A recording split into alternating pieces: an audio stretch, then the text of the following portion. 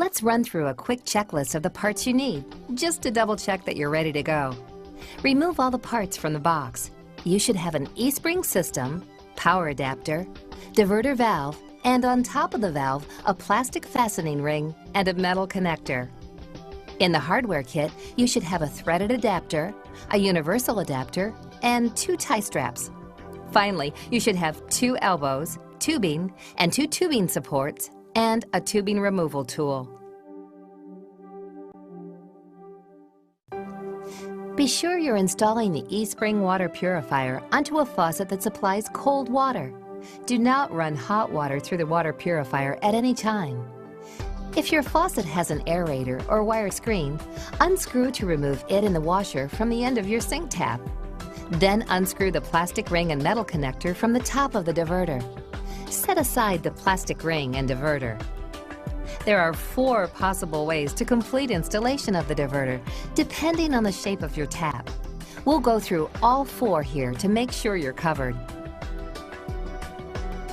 If the threads on your tap are on the outside, slide the plastic ring over the metal connector and screw the connector and ring to the tap.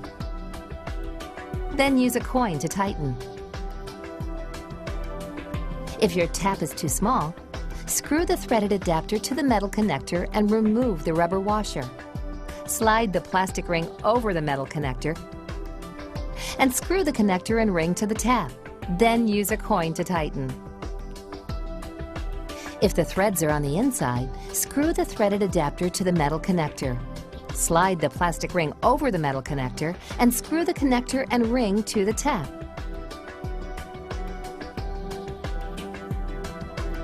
Then use a coin to tighten. If your tap doesn't have threads, then you'll need to install the universal adapter.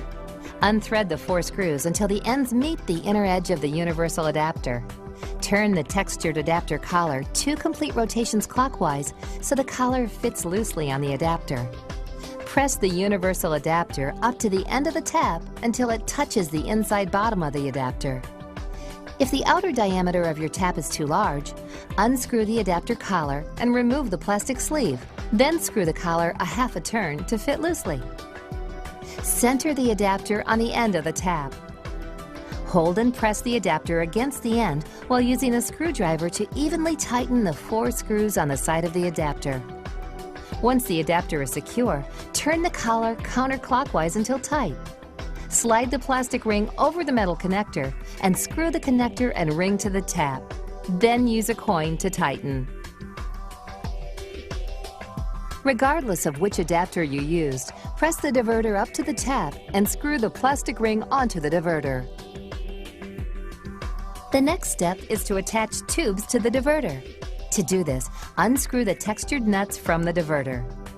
With the threads inside the nuts facing away from the tube, push the large nut onto the large tube and the small nut onto the small tube. Simple, right? Firmly push the large tube onto the large or inside barb and the small tube onto the small or outside barb. Then hand tighten the nuts.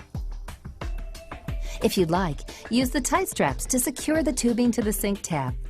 There, you've got one side of the tubes connected and ready to go. Now, onto the other side. Place the unit where you'd like it on the counter, where it's close enough for the tubes to stretch from the tap to the unit and the power adapter from the unit can plug into an outlet. Now take the cover off of the unit. Then remove the clear electronic module and set aside. Not too far though, because you'll need them later. If the tubes are too long, you may use a sharp knife to shorten them by cutting the tubes at the same length where the tubes are not bonded together. The easiest way to find this spot is by gently pulling the tubes apart to find where they separate. Be sure to cut a very straight line so the ends of the tubes are flat. Okay, if you've avoided using your owner's manual up until this point, you have to break your record here. You'll need to find the tubing template in the manual. Then, lay the large and small tube on the diagram and use a pen to mark a line across each tube at the arrows.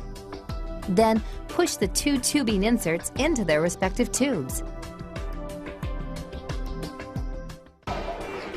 Insert the large and small elbow into their respective locations on the unit. You'll feel resistance, but keep inserting it until you meet the line or it's hidden from view. Now simply insert each tube into the proper elbows. Again, you'll feel resistance, but keep inserting until you meet the line or it's hidden from view. The water will flow from the diverter according to the position on the handle on the diverter. The first icon position produces a shower of untreated water. The second icon position produces a straight stream of untreated water. The third icon position produces a straight stream of espring treated water. Now you're ready for water to flow through the unit. Turn on the cold water tap and switch the handle to the treated water position. Allow a few moments for the water to flow from the tap. At first, the water may have air pockets and look dark, but don't worry, your water will be clear and clean in 5 to 15 minutes. Check all of the places where the tubes and elbows are connected to make sure there's no water leaking or bubbling. If there are leaks, refer to the troubleshooting section of your manual. Switch the diverter handle to the untreated water position, then immediately turn off the cold water tap. This is the correct way to turn off the valve every time you use the unit. Okay, we're almost done. There are just a few remaining steps, but these are the easiest ones. Connect the power adapter into the electronics and then replace the electronics onto the unit. Press the cord into the notch on the base and set the tubes into the proper locations. Then store the removal tool for future use. Replace the cover. Now you're ready to plug in the power adapter. Remember, this unit is required to be plugged in continuously. Wait for the monitor to beep. This may take up to 30 seconds. Turn on the cold water tap and switch the handle to the treated water position. Make sure the cup on the display is blue. Water will flow from the tap into the espring water purifier, then into your glass. The espring water purifier is going to take care of you, but it needs some of your attention too. Always monitor the UV carbon cartridge life. The unit will signal you when it's time to order a new cartridge, and then again when it's time to replace it. The last bar will start flashing and beep once when treated water flows, letting you know that you have less than 10% of cartridge life remaining. This should leave you plenty of time to order a new cartridge. When it's time to replace the cartridge, the Replace Cartridge text will appear in red. The cartridge light will be flashing, and when treated water flows, the unit will beep continuously. Every 2 years, you'll need to replace your diverter and tubing. But don't worry, that won't be for quite a while. So for now, just enjoy drinking plenty of espring water. Congratulations, you did it! Espring will now deliver clean water to your home that will help you and your family get the most out of life. Now reward yourself for a job well done. You deserve a glass right now.